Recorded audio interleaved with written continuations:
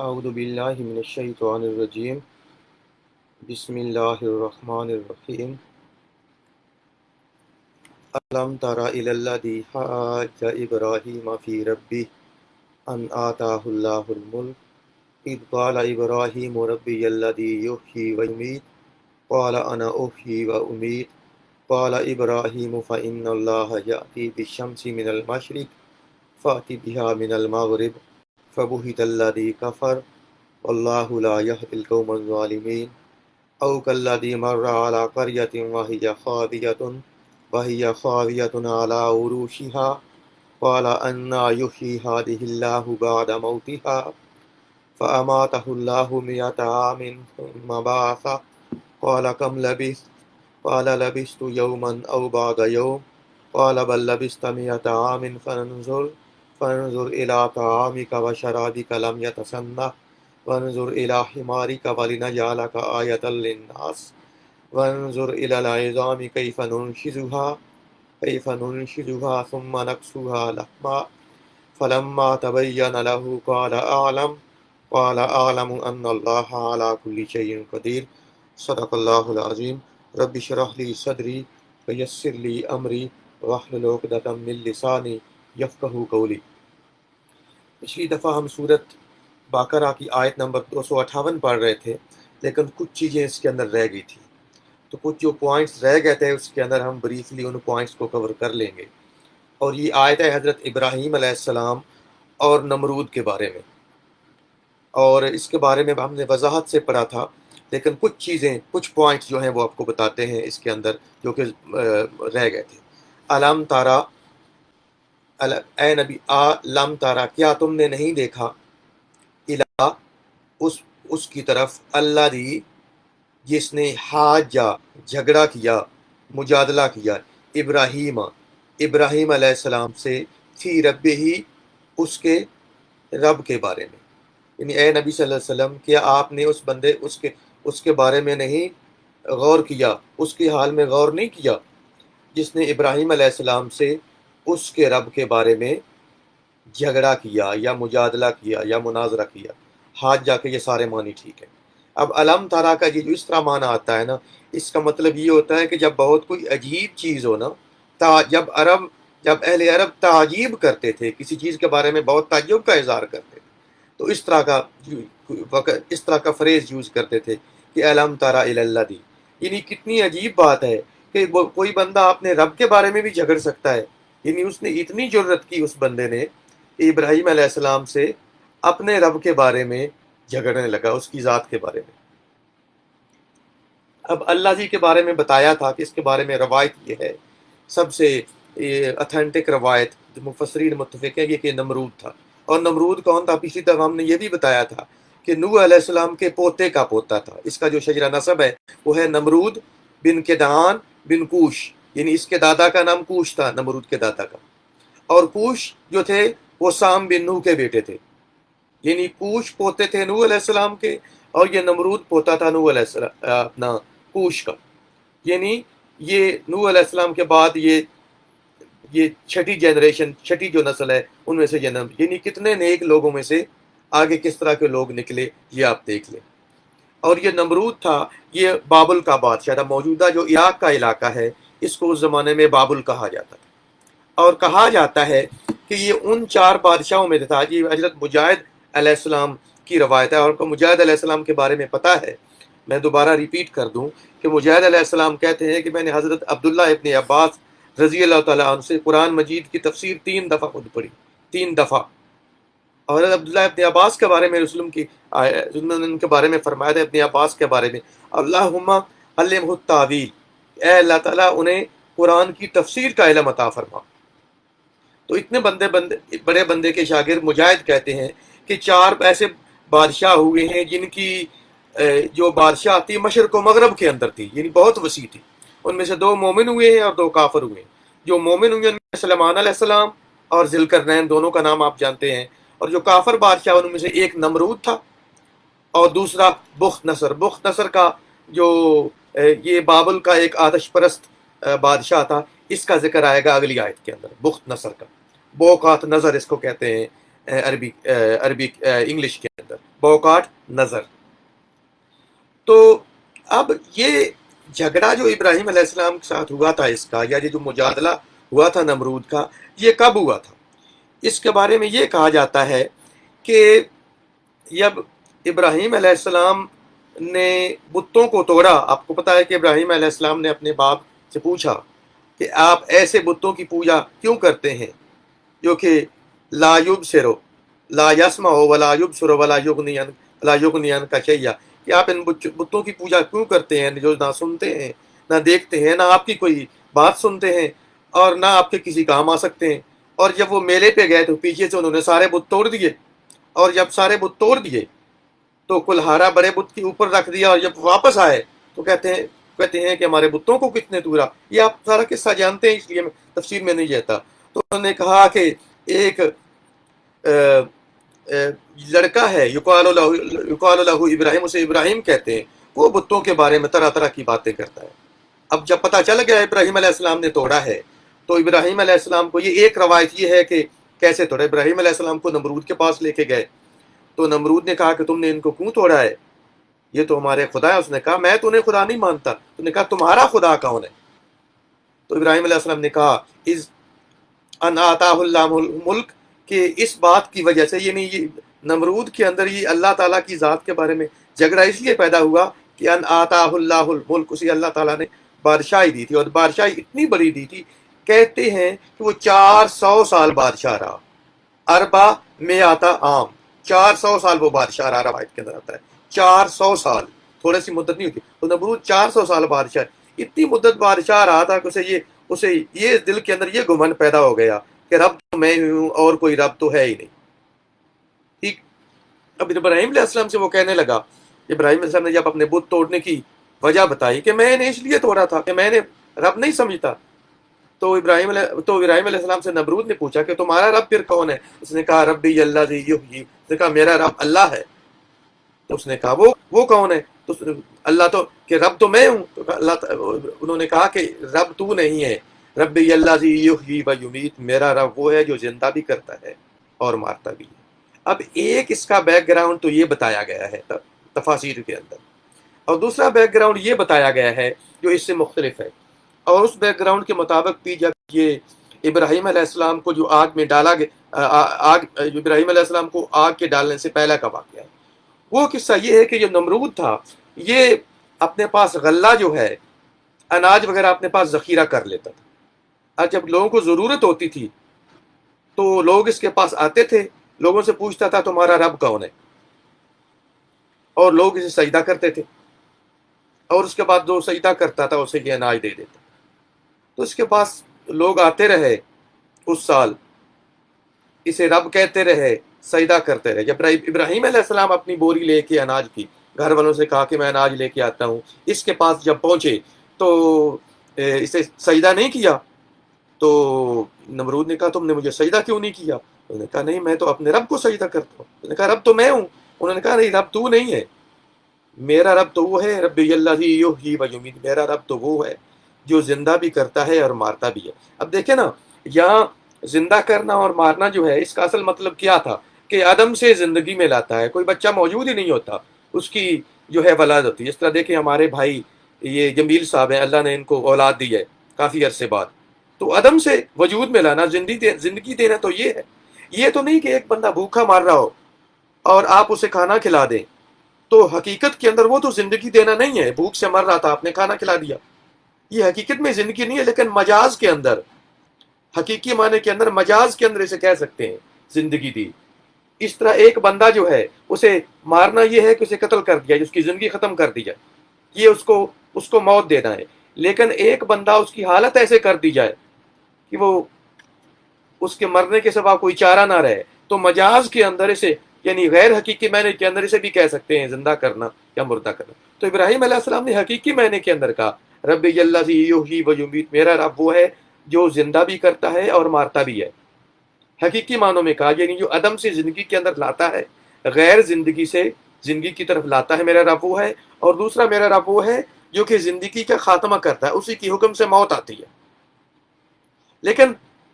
اب نمرود نے اپنے لوگوں کو متاثر کرنے کے لیے حقیقی معنی کی بجائے مجاز کا سہارا لیا، یعنی موت اور زندگی کی حقیقی معنی مراد نہیں لیے اس نے، لوگوں کی آنکھوں میں دھول جھونکنے کے لیے اس نے مجاز کا سہارا لیا۔ کہتا ہے کسی لفظ کی حقیقی معنی اور غیر حقیقی مجازی معنی، تو اس نے مجاز کا اس نے کہا قال انا احیی و امید، کہنے لگے میں بھی زندہ کرتا ہوں اور مارتا ہوں۔ اور اس میں سے ایک بندہ جس کی سزائے موت ہو چکی تھی، جس کے یوں سمجھے کہتے ہیں کل جس کو سزائے موت دینی تھی، اس کی زندگی ایک طرح ختم ہو چکی، اسے پکڑ کے آزاد کر دیا، ایک آزاد بندے کو پکڑ کے پھانسی لگا دی، تو کہا دیکھو میں نے زندہ بھی کیا اور مارا بھی ہے۔ اب یہ دلیل تو کوئی نہیں تھی، لیکن اس نے اپنی اس تعویل سے حقیقت کی بجائے مجاز کے معنی لے کے لوگوں کو تو اس نے مطمئن کر دیا۔ اب ابراہیم علیہ السلام نے اس کی یہ دلیل اس لیے قبول کی کہ اس کی لمبی چوڑی اس کے اندر بحث کی ضرورت نہیں ہے، اس کو اگلی دلیل دیتے ہیں کہ پہلی دلیل تو ایسی تھی جس کے اندر تعویل ہو سکتی تھی کہ حقیقی طور پہ مارنا اور مجازی طور پہ مارنا، حقیقی طور پہ زندہ رکھنا اور مجازی طور پہ زندہ رکھنا، لیکن اگلی دلیل ایسی تھی جس کے اندر تعویل نہیں ہو سکتی تھی۔ قال ابراہیم، ابراہیم علیہ السلام نے کہا فإن اللہ یأتی بالشمس من المشرق، کہ تم نے زیادہ مشکل کام تو کر لیا ہے بقول تمہارے کہ زندہ کرنا اور موت دینا، اور زیادہ مشکل کام تو وہ ہے۔ اب وہ زیادہ مشکل کام ہے، یہ جو ہے نا کائنات کا کام کہ سورج کہاں سے طلوع ہو کہاں غروب ہو، یہ نسبتاً چھوٹا کام ہے، تو ذرا یہ چھوٹا کام کر کے دکھاؤ کہ میرا رب تو وہ ہے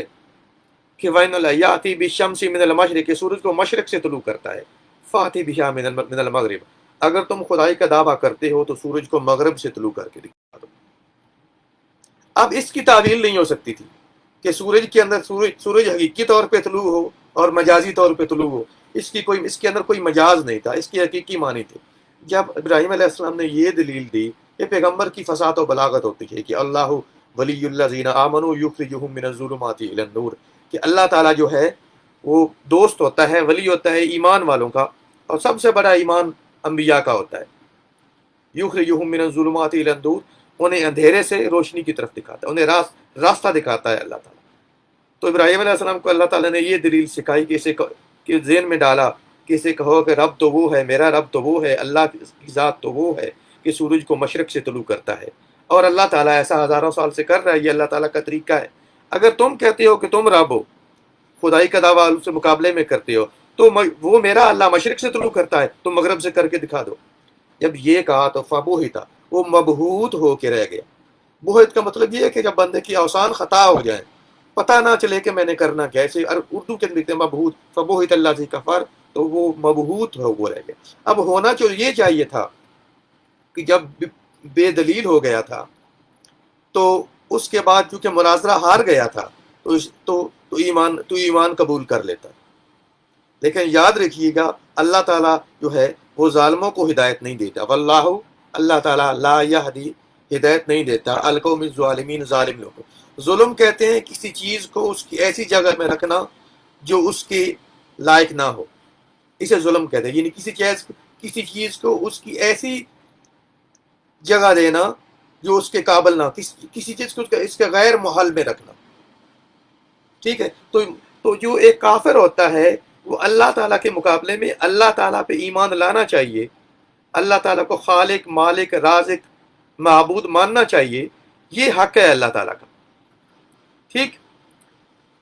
اور یہ امن ہے، یہ ایمان ہے۔ اس کے مقابلے میں جب کافر اللہ تعالیٰ کو اس کی صحیح جگہ نہیں رکھتا، صحیح نہیں مانتا، اللہ تعالیٰ کو رازق، خالق، مالک، معبود نہیں مانتا، تو یہ اس کا ظلم ہوتا ہے۔ اس لیے کافر کو ظالم بھی کہا جاتا ہے، اس لیے مشرک کو بھی ظالم کہا جاتا ہے۔ تو ظلم سے اللہ تعالیٰ نے جو ہے وہ شرک اور کفر بھی مراد لیا ہے قرآن مجید کے، فرمایا واللہ لا یہدی القوم الظالمین، لیکن اسے اس سے ہدایت نہیں آئی نمرود کو،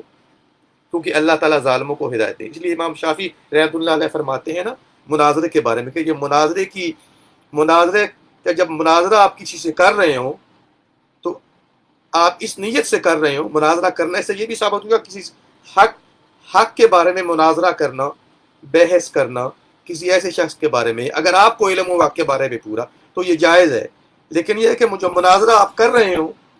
دونوں صاحب علم، تو جب حق واضح ہو جائے علم کی روشنی میں تو آپ کو حق کو مان لینا چاہیے،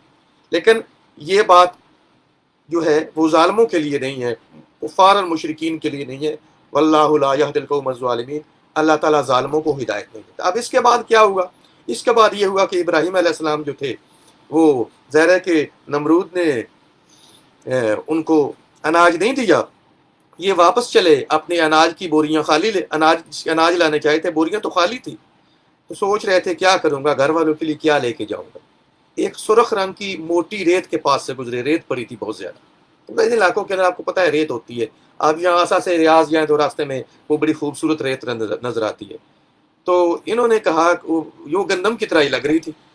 تو انہوں نے کہا اور تو کچھ نہیں، بوریوں کے اندر ریت ڈال لیتا ہوں، بچوں کو کم از کم یہ دلاسا دے دوں گا کہ یہ بچے ہو سکتا ہے دلاسے سے فی الحال بیل جائے۔ تو دونوں بوریوں کے اندر سرخ ریت بھر لی، سواری کے اوپر رکھا اور گھر لے کے پہنچ گئے، اور گھر جا کے بیوی کو کہا کہ میں اندر لیٹنے جا رہا ہوں۔ اس نے کہا ٹھیک ہے، یہ آپ لیٹ جائیں، میں کھانا تیار کرتی ہوں۔ اب اللہ کی قدرت دیکھیے کہ بیوی نے، ابراہیم علیہ السلام اندر جا کے مایوس تھے کہ بچوں کو کیا دوں گا، آج یا کل تو پتہ چل جائے گا بچوں کو میں کچھ نہیں لایا، تو اندر سو گئے۔ تو بیوی نے بوری کو جب کھولا تو اندر سے ریت کی بجائے سرخ گندم نکلی، اس زمانے کی بہترین گندم ہوتی تھی۔ اللہ تعالیٰ کی یہ قدرت کہ اللہ تعالیٰ نے اس ریت کو گندم کے اندر بدل دیا۔ اس نے اس سے روٹی بنائی، روٹی بنا کے ابراہیم علیہ السلام کو گھنٹے 2 گھنٹے بعد جو تھی جگا دی، اور روٹی سامنے رکھی تھی۔ ابراہیم علیہ السلام نے کہا یہ کہاں سے آیا؟ جس طرح وہ سوال کیا تھا نا حضرت مریم علیہ السلام، زکریا علیہ السلام نے، حضرت زکریا علیہ السلام حضرت مریم کے پاس آئے، کہا ان کے پاس تازہ فروٹ دیکھا جو کہ موسم کا بھی ہے، قال یا مریم انا لک ھذا، اے مریم یہ تمہارے پاس کہاں سے آیا؟ قالت هو من عند اللہ، تو انہوں نے کہا یہ اللہ تعالیٰ کی طرف سے آیا۔ ان اللہ یرزق من یشاء بغیر حساب، اللہ تعالیٰ جسے چاہتے ہیں بغیر رزق کے عطا فرماتے ہیں۔ تو اب ابراہیم علیہ السلام نے پوچھا بیوی سے کہ یہ کہاں سے آیا؟ انہوں نے کہا وہی جو 2 بوریاں آپ لائے تھے، اسی اناج میں سے میں نے پکایا ہے۔ تو سمجھ گئے یہ اللہ تعالیٰ کی خاص بات ہے۔ اب یہ جب واقعے کے بعد ابراہیم علیہ السلام کو پھر آگ کے اندر ڈالا گیا، پھر آگ کے اندر سے ابراہیم علیہ السلام صحیح نکلا، وہ آپ کو واقعہ جانتے ہیں۔ لیکن اس واقعے کے بعد ایک خاص چیز بتانی مشہور ہے کہ نمرود کے ساتھ کیا ہوا۔ نمرود جب یہ واقعہ گزر گیا تو اب اللہ تعالیٰ نے نمرود کی طرف ایک فرشتہ بھیجا، اس نے نمرود سے کہا کہ ایمان لے آؤ۔ یہ واقعہ تفاصیل کے اندر آتا ہے، اس کو مسند عبد الرزاق کے جو مشہور حدیث کی کتاب ہے، بخاری شریف سے پہلے صحیح ترین کتاب وہ بھی کنسیڈر ہوتی تھی حدیث کی، مسند عبد الرزاق، بہت بڑے محدث تھے عبد الرزاق ان کتاب ہے۔ تو عبد الرزاق جو ہے محدث، یہ روایت کرتے ہیں معمر سے، اور وہ زید بن اسلم رحمۃ اللہ علیہ سے وہ روایت کرتے ہیں کہ جب اللہ تعالیٰ نے ایک فرشتہ بھیجا نمرود کے پاس کہ ایمان لاؤ، وہ نہیں مانے، ظاہر ہے کہ انسانی شکل میں شاید فرشتہ آیا ہو، پھر دوسرا فرشتہ آیا، اس کی بات بھی نہیں مانی، پھر اللہ نے تیسرا فرشتہ بھیجا کہ تم ایمان نہیں لا رہے، اب اپنا لشکر تیار کر لو اللہ تعالیٰ کے مقابلے میں۔ اس نے اپنا سارا لشکر تلاش کر لیا۔ اب اس کے مقابلے میں اللہ تعالیٰ نے کیا بھیجا؟ اللہ تعالیٰ نے بے انتہا مچھروں کی فوج بھیجی، مچھروں کی باؤزا مچھر، ان مچھروں نے سارا وہ ڈھک لیا آسمان کو کہ آسمان تاریک ہو گیا، اتنے زیادہ مچھر اللہ تعالیٰ نے بھیجے۔ اور وہ کہاں سے آئے؟ بس یہ اللہ تعالیٰ جہاں سے ابابیل بھیجتا ہے مچھر بھی بھیج سکتا ہے۔ تو اس کے بعد وہ مچھر اس طرح کے تھے کہ انہوں نے سارے اس کے لشکر وغیرہ کو کھا لیا، اور ایک جو مچھر تھا وہ اس نمرود کے کان میں داخل ہو گیا اور جا کے اس کے دماغ کو کھانے لگا۔ اور آپ نے آگے واقعہ سنا ہوگا کہ یہ اپنے دربار میں روزانہ سب سے طاقتور بندے کو کہتا تھا کہ زور سے میرے سر کے اوپر مارو، اور اسے سکون ملتا تھا۔ لیکن آہستہ کہتے ہیں، روایت کے اندر آتا ہے کہ 400 سال اس کی بادشاہی رہی، حال کی اسے اس تکلیف کے اندر مبتلا رکھا، اور پھر اس کی موت ہوگی۔ تو یہ سارا واقعہ ہے ابراہیم علیہ السلام کا اور نمرود کا۔ تو ایک تو یہ واقعہ اللہ تعالیٰ نے فرمایا کہ اللہ ولی الذین آمنوا یخرجہم من الظلمات الی النور، کہ اللہ تعالیٰ دوست ہے ایمان والوں کا، انہیں اندھیرے سے روشنی کی طرف نکالتا ہے۔ یعنی اگر کوئی ایسی چیز ہو راہ نہ مل رہی ہو انہیں، تو اللہ تعالیٰ انہیں ایمان کی طرف، راستے کی طرف، ہدایت کی طرف، سنت کی طرف بتاتا ہے۔ اور والذین کفروا اولیاؤہم الطاغوت، اور کافروں کے دوست طاغوت ہوتے ہیں، اللہ تعالیٰ کے علاوہ ہوتے ہیں، جن کی عبادت کی جاتی ہے۔ یخرجونہم من النور الی الظلمات، وہ انہیں ایمان سے نکال کے، متوقع پوٹینشیل ایمان سے نکال کے انہیں اندھیروں کی طرف لے۔ جس طرح یہاں نمرود تھا، سب کچھ دیکھ کے سمجھ گیا تھا لیکن ایمان نہیں لایا، ٹھیک ہے۔ یا بہت سارے لوگ ایسے ہوتے ہیں کہ جو شرک کے اندر پڑے رہتے ہیں، کفر کے اندر پڑے رہتے ہیں، اکثر انہیں ایسی ہے کہ وہ کفر اور شرک پہ قائم ہے. آپ دیکھ لیں مسلمان کم، کافر زیادہ ہیں، مشرک زیادہ ہیں. اس طرح اور بھی ایسے لوگ ہیں جو کہ ہدایت سے ہٹے ہوئے ہیں یا سنت سے ہٹے ہوئے ہیں، بدعات کے اندر پڑے ہوئے ہیں. تو والذین کفروا اولیاءہم الطاغوت، جو بندے اللہ تعالیٰ پہ صحیح ایمان نہیں لاتے یا ایمان لاتے ہیں لیکن صحیح ایمان نہیں لاتے، اس کے اندر بدعت کی آمیزش ہوتی ہے، شرک کی آمیزش ہوتی ہے، کفر کی آمیزش ہوتی ہے. تو ایسے لوگوں کو اللہ تعالیٰ پھر ہدایت نہیں دیتا، بلکہ ان کے ساتھ طاغوت لگے ہوتے ہیں، شیطان لگے ہوتے ہیں. وہ انہیں نکالتے ہیں ایمان سے اور انہیں لے جاتے ہیں، ایمان اور سنت سے انہیں نکال کے انہیں شرک، کفر، بدعت اور گمراہی کی طرف لے کے جاتے ہیں. ٹھیک ہے. اب اللہ تعالیٰ نے یہاں ایک پھر دوسرا واقعہ بھی بتایا. دوسرا واقعہ ہے وہ ایک اور شخصیت کا ہے کہ اب یہ جو ہے یہ عطف آ گیا. یا یعنی یا اس بندے، یا ابراہیم علیہ السلام کا واقعہ، الم تری الی الذی حاج ابراہیم فی ربہ، یا الم تری الی الذی مر علی قریۃ، یا اس بندے کا واقعہ کہ نبی صلی اللہ علیہ وسلم اس بندے کے واقعے کے بارے میں غور کریں. یا کا اس کی طرح اللہ زی جو مرہ کا مطلب ہے گزرا، اعلیٰ پر قریتن ایک گاؤں کے، قریہ کہتے ہیں بستی اور گاؤں. اب وہ بندہ کون تھا؟ اللہ زی مرہ، وہ بندہ جو گزرا تھا وہ کون تھا؟ اس کے بارے میں روایات تو ایک سے زیادہ ہیں. یہ بھی کہا جاتا ہے حضرت خضر علیہ السلام تھے،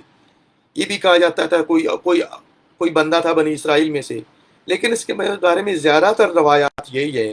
کہ اس سے حضرت عزیر علیہ السلام مراد ہے جو کہ اللہ تعالیٰ کے نبی تھے. تو یہ عزیر علیہ السلام تھے جو کہ اللہ تعالیٰ کے نبی سے جو کہ کسی بستی کے پاس سے گزرے. مرہ اعلیٰ قریۃ، جو ایک بستی کے پاس سے گزرے. اب یہ بستی کون سی تھی؟ اور آگے سے ایک بات پڑھ، وَهِيَ خَاوِيَةٌ، خاویہ کا ایک مطلب ہے خالیتن، کہ وہ بستی خالی پڑی تھی، اس کے اندر کوئی انسان نہیں تھے. علی عروشہا، عروش عرش کی جمع ہے، اپنی چھتوں کے بل گری ہوئی تھی اور اس کے اندر کوئی انسان نہیں تھا. یعنی وہ بستی تباہ و برباد پڑی تھی. اور یہ عزیر علیہ السلام یا اگر کوئی اور تھا واللہ عالم، مرہ اعلیٰ قریۃ، اس بستی کے پاس سے گزرے. یہ بستی کون سی تھی؟ اس کے بارے میں زیادہ تر روایات یہی ہے کہ یہ بستی جو تھی بیت المقدس تھی. زیادہ تر مفسرین کی یہی روایت ہے کہ یہ بستی بیت المقدس تھی. اور اب سوال یہ پیدا ہوتا ہے کہ یہ اجڑی کیوں تھی؟ اجڑی یہ تھی، آپ کو پتا ہے کہ جب 15 پارہ شروع ہوتا ہے تو اللہ تعالیٰ بنی اسرائیل کے بارے وَقَضَىٰ رَبُّكَ إِلَىٰ بَنِي اسرائیل، اللہ تعالیٰ نے بنی اسرائیل سے، اللہ تعالیٰ نے بنی اسرائیل کو یہ بتایا.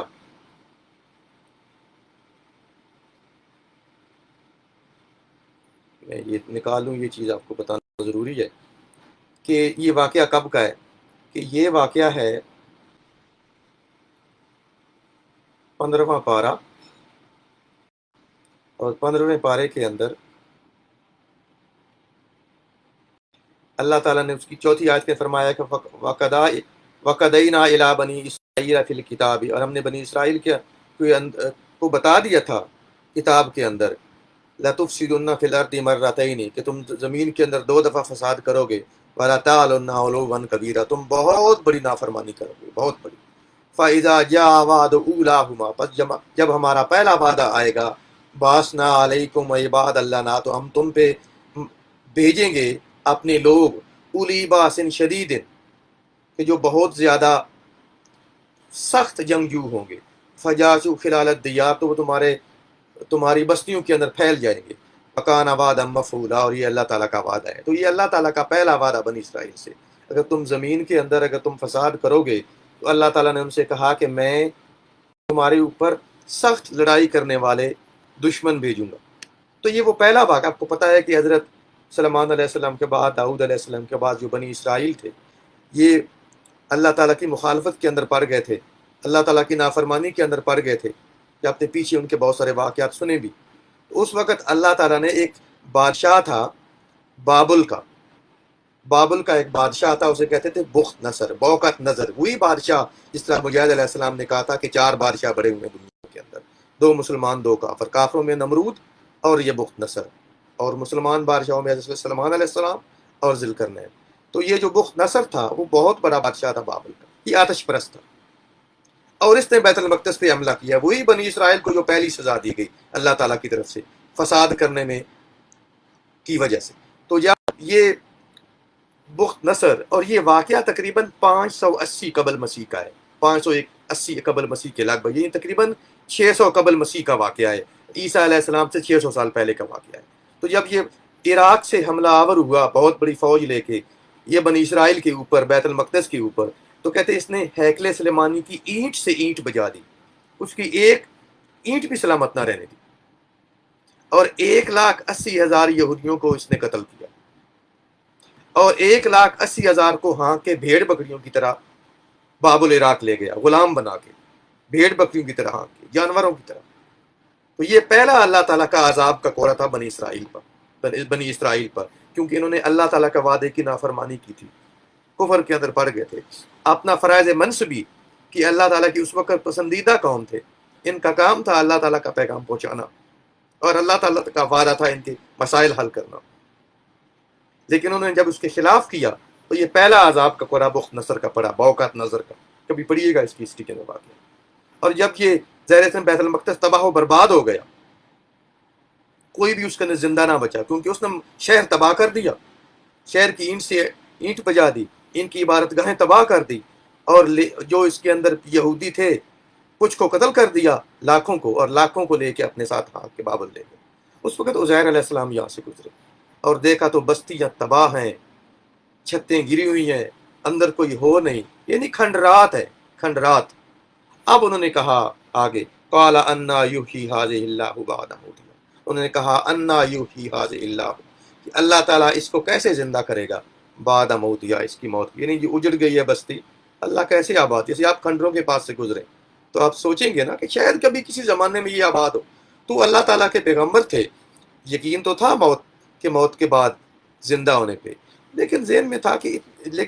تھا کہ یہ کیسے ممکن ہوگا، پتہ نہیں کتنی دیر لگے گی، کیسے ممکن ہوگا۔ تو یعنی اس پہ ایمان تھا کہ ہوگا، لیکن پروسیس جو ہے وہ نہیں دیکھا تھا۔ یعنی وہی ابراہیم علیہ السلام نے کہا تھا، اگلی آیت کے پڑھے کہ ابراہیم علیہ السلام نے کہا تھا ربی آرینی کیف تحیی الموتیٰ، اے اللہ تعالیٰ مجھے دکھاؤ مردوں کو کیسا زندہ کرے گا۔ تو اللہ تعالیٰ نے کہا قال اولم تؤمن، اے ابراہیم کیا تجھے یقین نہیں ہے، ایمان نہیں رکھتے موت کے بعد زندہ ہونے پہ؟ اللہ تعالیٰ کو پتا تھا ان کا ایمان ہے، لیکن اللہ تعالیٰ نے پوچھا قال بلا، تو ابراہیم علیہ السلام نے کہا بلا کیوں نہیں، میں تو اس پہ ایمان بھی رکھتا ہوں، اس کی تبلیغ بھی کرتا ہوں، ولکن لیطمئن قلبی، لیکن دل کا اطمینان چاہتا ہوں۔ تو وہ کہتے ہیں میکینزم اسٹڈی کرنے کے لیے، تو یہ میکینزم اسٹڈی کرنے کے لیے کہ یہ ہوگا کیسے۔ عزیر علیہ السلام کا سوال یہ بھی تھا انا یحیی ھذہ اللہ بعد موتہ، کہ اللہ تعالیٰ کیسے زندہ کرے گا اس اجڑی ہوئے بیت المقدس کو، بستی کو، اس کی موت کے بعد، ان کھنڈروں کو اللہ تعالیٰ کیسے آباد کرے گا، جو یہاں یہ ڈھانچے پڑے ہیں، اللہ تعالیٰ کیسے ان کو زندہ کرے گا۔ فرمایا تو اللہ تعالیٰ نے کہا کہ یہ بھی جواب دیتے ہیں، فا تو اماتا، تو موت دے دی ہو اس کو، یعنی عزیر علیہ السلام کو موت دے دی اللہ تعالیٰ نے، میتا عامن، میتا 100 عامن، 100 سال، اللہ تعالیٰ نے وہی 100 سال موت دے دی۔ وہی ایک طرف اپنا سواری باندھی، کھانا رکھا کہ تھوڑی دیر میں بھی کھاتا ہوں، اور لیٹنے کے لیے، اور لیٹے تو اللہ تعالیٰ نے اسی نیند کے اندر 100 سال کی موت۔ آپ اندازہ کریں ہیومن سسٹم، نہ کھا رہا ہے نہ پی رہا ہے، کتنے دن زندہ رہ سکتا ہے میڈیکل سائنس میں؟ 3 دن میکسیمم، اور ویرانہ کوئی جانور بھی ادھر آ سکتا تھا، لیکن دیکھیں بغیر کھانے پینے کے کتنی عرصہ زندہ رہ سکتا ہے۔ آپ کسی میڈیکل سائنس کی بنیاد پہ، کسی بایولوجیکل فنومینا کی بیسس پہ سے ایکسپلین نہیں کر سکتے، اس لیے یہ 100 سال وہ وہاں سوئے رہے، 100 سال جو ان کے اوپر موت طاری نہیں، یہ معاوضہ تھا۔ اور معاوضہ کے بارے میں یہ ہے کہ المعاوضۃ من تعجز العقل، معاوضہ وہ چیز ہوتی ہے جو عقل کو عاجز کر دے، یا عقل جواب دے جائے، عقل اس کی کوئی ایکسپلین نہ کر سکے، اور سائنس بھی عقل کی ایک قسم ہے، اس کی کوئی وضاحت نہیں ہو سکتی کہ 100 سال وہ کیسے مردہ رہے، 100 سال وہاں کیسے موت رہی، ٹھیک ٹھاک آگے بھی دیکھیے گا، 100 سال صرف خود ہی ٹھیک نہیں رہے، آگے کیا ہوا، وہ بھی ایک بہت بڑا معاوضہ۔ تو یہ المعاوضۃ من تعجز العقل، کہ معاوضہ وہ ہوتا ہے جو عقل کو عاجز کر دے، یہ معاوضہ کی فقہ کے اندر ڈیفینیشن ہے، تعریف ہے۔ تو اللہ نے 100 سال ان کو جو ہے وہ موت دے دی، ثم بعث، پھر اٹھا دیا۔ اب جب اٹھے تو اس وقت اللہ تعالیٰ نے پوچھا قال کم لبثت، قال، تو اللہ تعالیٰ نے پوچھا کم لبست، اے عزیر کتنے سال ہوئی تھی؟ صبح کا ٹائم تھا اور اس وقت اندھیرا ہونے کے قریب تھا، تو پہلے تو ایسے ہی ابھی پوری طرح نہیں اٹھے ہوں گے، تو انہوں نے زیادہ اندھیرا نظر آیا، صبح زیادہ روشنی تھی، تو کہا قال لبثت یوما، کہ یا تو ایک سال یا تو ایک دن سویا ہوں، لیکن پھر تھوڑی سی آنکھیں ملی اور دیکھا تو کچھ سورج نظر آ رہا تھا، تو کہا کتنا سویا ہوں؟ صبح سویا ہوں،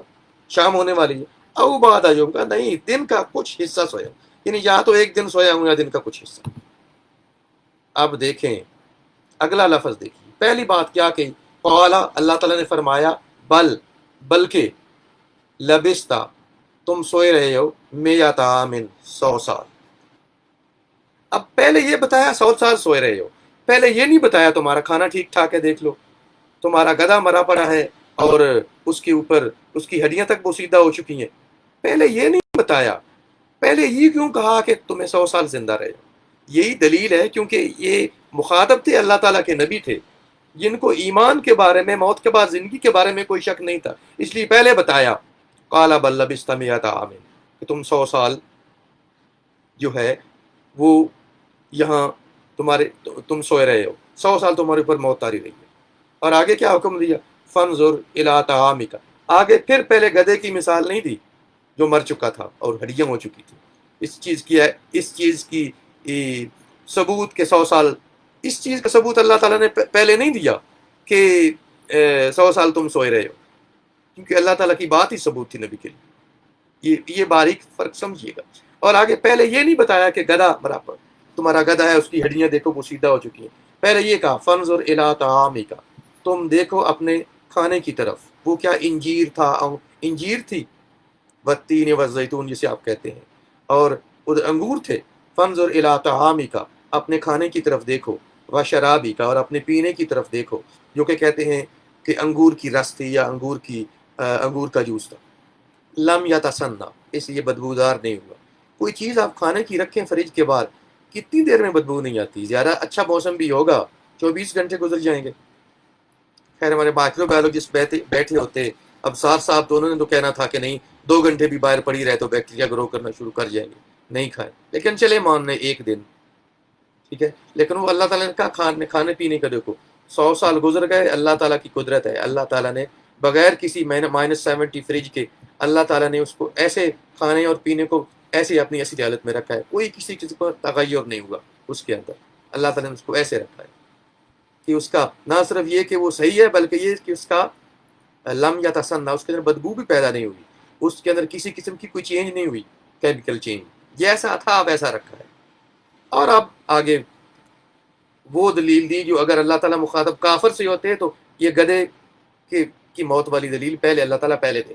فرمایا وانظر الی حمارک، اور اب نظر ڈالو اپنے گدھے کی طرف۔ دیکھیں ہمارے گدھے مختلف ہوتے ہیں، جو ہوتے ہیں نا ادھر گدھے، اب آپ نے کبھی آپ یہاں آئے ہوں آسا کے اندر کبھی باہر جائے نا، تو یہاں کے گدھے ہمارے گدھوں کی طرح نہیں ہوتے، بڑے خوبصورت ہوتے ہیں، اس کے اوپر لوگ سواری کرتے تھے، بعض دفعہ ہم بھی پاکستان میں سوچتے تھے کہ گدھوں کے اوپر سواری یہ مشرق وسطیٰ میں، لیکن ان کے گدھے خوبصورت ہوتے تھے اور طرح کے ہوتے تھے۔ فرمایا وانظر الی حمارک، اور نظر ڈالو اپنے گدھے کی طرف، وَلِنَجْعَلَكَ، اور ہم تمہیں بنائیں گے آیۃ للناس، لوگوں کے لیے نشانی، اور ہم تمہیں لوگوں کے لیے نشانی، اے عزیر ہم تمہیں لوگوں کے لیے نشانی بنائیں گے، تم اللہ میرے پیغمبر ہو، تمہیں لوگوں کے لیے نشانی بنائیں گے۔ وانظر الی العظام، اور نظر ڈالو الی العظام، عظام نہیں کہا العظام کہا، یعنی گدھے کی ہڈیاں، اور ہڈیوں کی طرف نظر ڈالو، کیف ننشزها، کیسے ننشزها، کیسے ہم انہیں اٹھاتے ہیں، یعنی وہ ہڈیاں پڑی تھی 100 سال سے گدھے کی، اور وہ ہڈیاں زمین پہ ایسے پڑی تھی، بوسیدہ ہو چکی تھی 100 سال میں، تو آپ کو پتہ ہے ہڈیوں کا کیا اثر ہوتا ہے۔ تو فرمایا انظر الی العظام، ہڈیوں کی طرف دیکھو، کیف ننشزها، ہم انہیں کیسے اٹھاتے، ہڈیاں پہلے سیدھی ہوئی اٹھی اور ڈھانچہ بن گیا، ٹھیک، اب وہ گدھے کی بوسیدہ ہڈیاں کھڑی ہوئیں، آپس کے اندر خود ملی، اور گدھے کا ڈھانچہ بن گیا، ثم نکسوها لحما، پھر ان ڈھانچے کے اوپر گوشت خود، ثم نکسوها، پھر ہم چڑھائیں گے لحما، ان کے اوپر گوشت، اور پھر گدھے کے ڈھانچے کے اوپر اللہ تعالیٰ نے جو ہے وہ گوشت چڑھا دیا، اور گدھا بولنے لگا، وہی گدھا جو 100 سال سے مردہ پڑا۔ فلما تبین لہ، تو جب ان کے لیے یہ واضح ہو گیا، قال اعلم، کہا میں جان گیا ہوں، ان اللہ، بے شک اللہ تعالیٰ، علی کل شیء، ہر چیز کے اوپر قدیر، قدرت رکھتا ہے۔ تو یہ اللہ تعالیٰ، یاد رکھیے گا، ہر دور کے اندر ہر چیز کے اوپر قدرت رکھتا ہے، ٹھیک؟ اللہ تعالیٰ جو معجزات اللہ تعالیٰ نے اس دور میں دکھائے تھے، اللہ تعالیٰ آج بھی دکھاتا ہے۔ جب اب پتہ ہے رسول اللہ صلی اللہ علیہ وسلم کے زمانے میں مشرکین مکہ نے کہا تھا اگر آپ سچے ہیں تو مکے کے پہاڑ سونے کے ہو جائیں، ٹھیک؟ اور آپ کے لیے خزانے اترے، اللہ تعالیٰ نے فرمایا، نبی صلی اللہ علیہ وسلم کی طرف وہی بھیجی کہ اگر آپ دعا کریں چاہیں گے تو میں ایسا کر دوں گا، لیکن یہ ایمان نہیں لائیں گے، لیکن اگر میں ایسا کر دوں گا تو ان کو مدت نہیں ملے گی، فوراً عذاب ہوگا، سب ختم کر دیے جائیں گے۔ اور ہو سکتا ہے اگر ان کی یہ چیزیں پوری نہ کی جائیں جو یہ کہتے ہیں، تو ہو سکتا ہے ان میں سے بعض ایمان لائے۔ اور آپ کو پتہ ہے زیادہ تر لوگ ایمان لائے تھے، چند ہزار مرے ہوں گے جو رسول اللہ صلی اللہ علیہ وسلم کے ساتھ جنگوں کے اندر، باقی تو ایمان لائے تھے۔ تو اللہ تعالیٰ کی حکمت تھی، بنا اللہ تعالیٰ قدیر ہے ہر دور کے اندر جو مرضی ہے معجزہ دکھا دے۔ اللہ تعالیٰ وہی قدرت آج بھی رکھتا ہے کہ آپ کے سامنے بھی اللہ تعالیٰ کر دے، لیکن اللہ تعالیٰ، یاد رکھیے، اللہ تعالیٰ نے اپنا دین پہنچانا ہو نا، اور حق بات پہنچانی ہو، کہلوانی ہو، اللہ تعالیٰ نے نمرود کی طرف فرشتے بھیج سکتا ہے تو آپ کی طرف بھی بھیج سکتا ہے۔ اللہ تعالیٰ کو اپنا دین پہنچانے کے لیے آپ کی حاجت نہیں ہے، لیکن بنی اسرائیل کی طرح اللہ تعالیٰ نے آپ کو بھی، اللہ تعالیٰ نے مبعوث کیا ہے اس امت کو، وَكَذَلِكَ جَعَلْنَاكُمْ أُمَّةً وَسَطًا، اللہ تعالیٰ نے آپ کو بھی ایک امت بنا کے بھیجا ہے۔ كُنتُمْ خَيْرَ أُمَّةٍ أُخْرِجَتْ لِلنَّاسِ تَأْمُرُونَ بِالْمَعْرُوفِ وَتَنْهَوْنَ عَنِ الْمُنكَرِ، کہ تم بہترین امت ہو، تم لوگوں کے لیے پیدا کیے گئے ہو، تم لوگوں کو اچھائی کا حکم دیتے ہو اور بری باتوں سے منع کرتے ہو، ٹھیک ہے؟ تو یہ اس امت، اور یہ ہر بندے کا، میں تبلیغی جماعت کی بات نہیں کر رہا، میں بات کر رہا ہوں کہ اچھے کاموں کا حکم دینا، برے کاموں سے منع کرنا، یہ انفرادی طور پہ ہر بندے کے لیے ضروری ہے، آپ کسی جماعت کا حصہ ہوں یا نہ ہوں۔ آپ مسلمان ہو تو اس نے فرمایا مر رہا منکم منکرا فلیغیر بیدہ، تم میں سے کوئی برائی دیکھے ہاتھ سے روکے، فإن لم یستطع فبلسانہ، اور اگر ہاتھ سے نہ روک سکے اس کو اپنی زبان سے روکے، فإن لم یستطع فبقلبہ، اور زبان سے بھی نہ روک سکے تو دل کے اندر اس کو برا سمجھے، اور تیار رہے جب کبھی بھی زبان سے روکنے کی طاقت ہو زبان سے روکے، کبھی ہاتھ سے روکنے کی طاقت آ جائے ہاتھ سے روکے۔ وذالک اضعف الایمان، برائی کو دل سے برا سمجھنا